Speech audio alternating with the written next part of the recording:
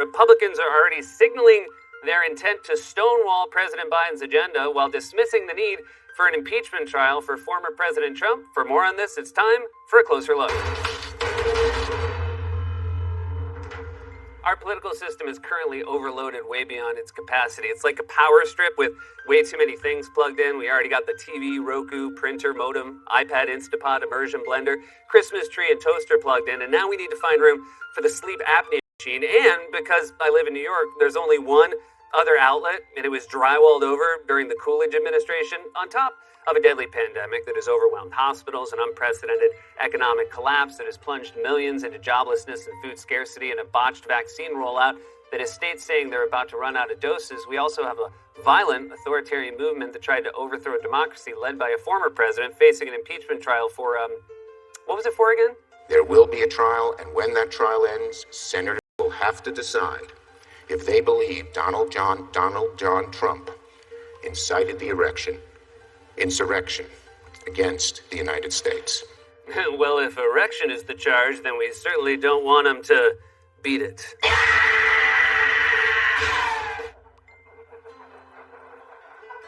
And they thought we were going to run out of material.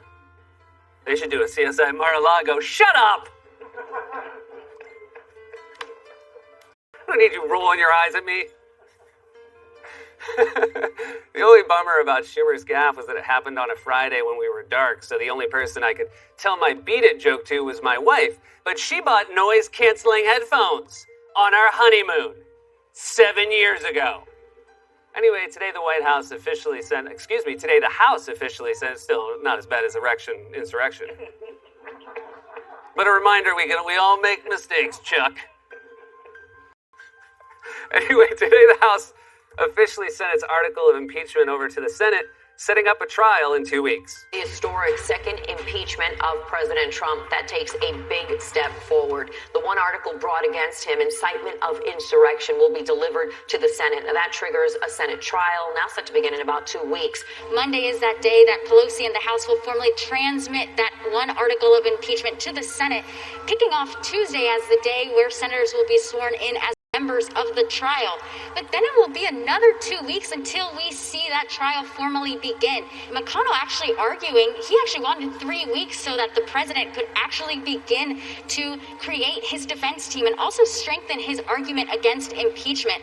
So Trump's lawyers will have 2 weeks to prepare for their defense, which I guess will be what? When he told a violent mob of unhinged rioters to march down to the Capitol and insurrectionists into a frenzy, he was being sarcastic. That's why he turned to the camera and made a frame sitcom face, the classic Mr. Roper defense.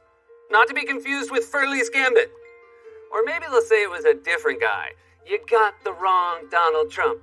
You want this guy. You have an opportunity today. You can be a hero, or you can be a zero. This is like when you're in a conference room at a Radisson listening to a life coach tell you how to pick up women. You can be a hero, or you can be a zero. You can be a single guy, or you can be the mingle guy. You can be a dud and a chump, or you can be a stud on a stump. Yeah, I posed for that picture. Don Jr. has so much confidence on stage, but I bet if you try to find him after and tell him he did a great job, he'll be leaning against the wall, smoking and crying. You think my dad just narked me out to the feds?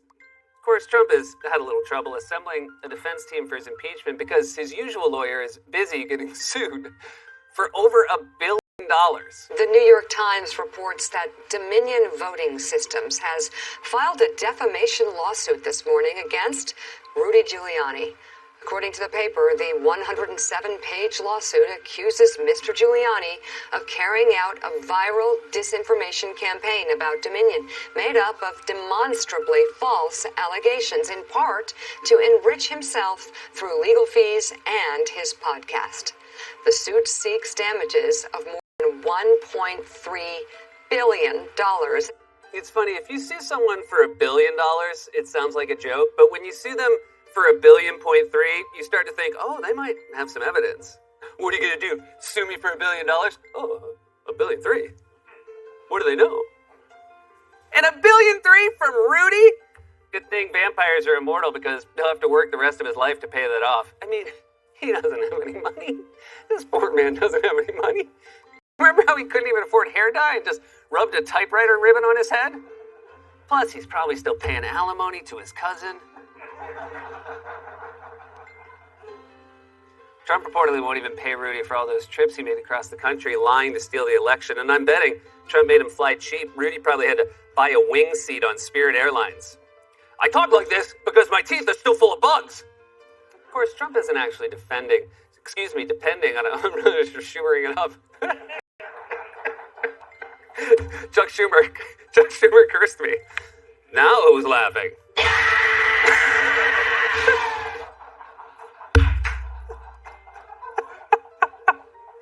I love we cut out right before we have to pay the Who.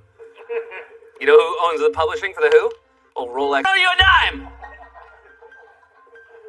Of course, Trump isn't actually depending on a real defense of his actions because they're obviously indefensible. I'm no lawyer, but it's pretty obvious he tried to commit sedition. He fomented a violent insurrection to stop the lawful counting of electoral votes, nearly installed a crony at the Department of Justice to overturn the results, and tried to bully the Secretary of State in Georgia to commit election fraud.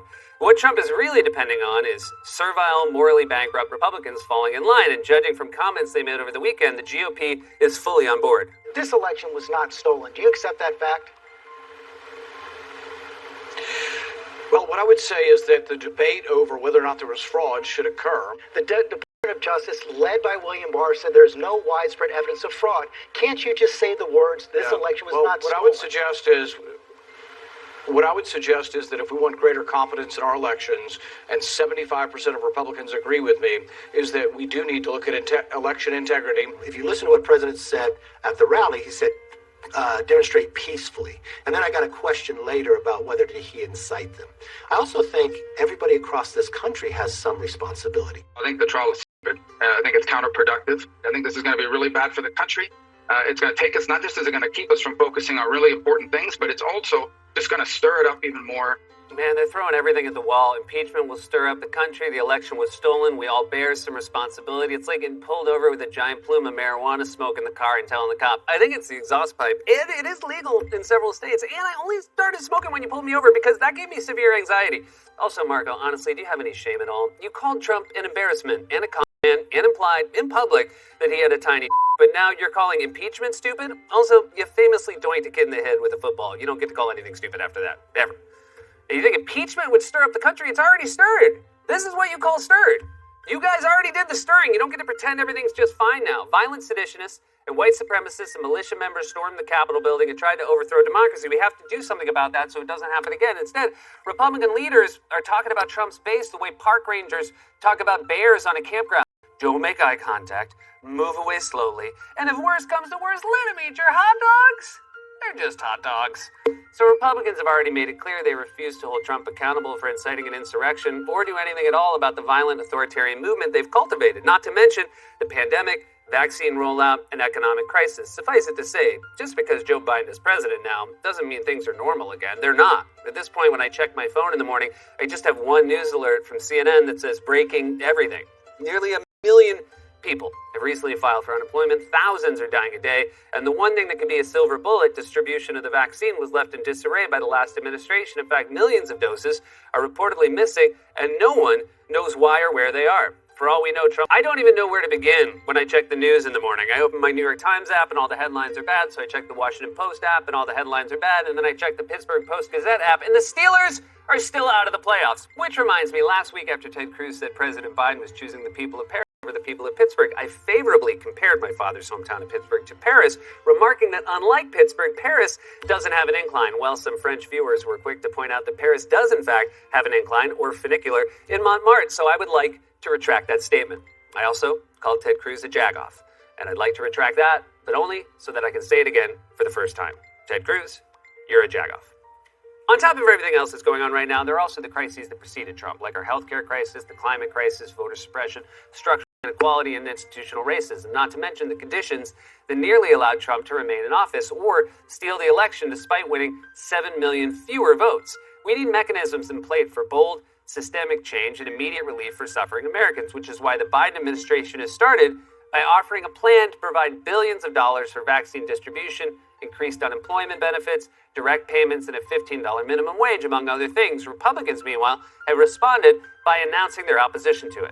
President Joe Biden proposal to boost the U.S. economy in efforts to fight the COVID-19 pandemic is facing some Republican opposition. While Biden is pushing for Republican and Democratic lawmakers to work toward an agreement, there's some criticism from the GOP. Multiple congressional Republicans, from Senator Pat Toomey to Congressman Kevin Brady, the top Republican on the House Ways and Means Committee, have publicly panned Biden's proposal as a non-starter. Republican Senator Susan Collins, who was on the call, has reservations, writing in a statement, quote, "It seems premature to be considering a package of this size and scope."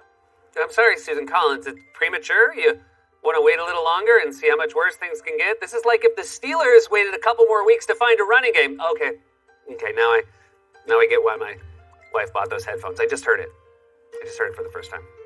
Seriously, when would be the right time to maybe start thinking about considering possibly doing something eventually about the highly infectious virus rapidly spreading across the country, overwhelming hospitals and forcing millions out of work? When would be a good time for you? These people to do something about a national crisis is like getting Verizon to come set up your Fios. We could pencil you in sometime between 9 a.m. and 6 p.m. on Saturday, March 37th, 2045. Would that work? Can you give us your address so the technician can go to a different house?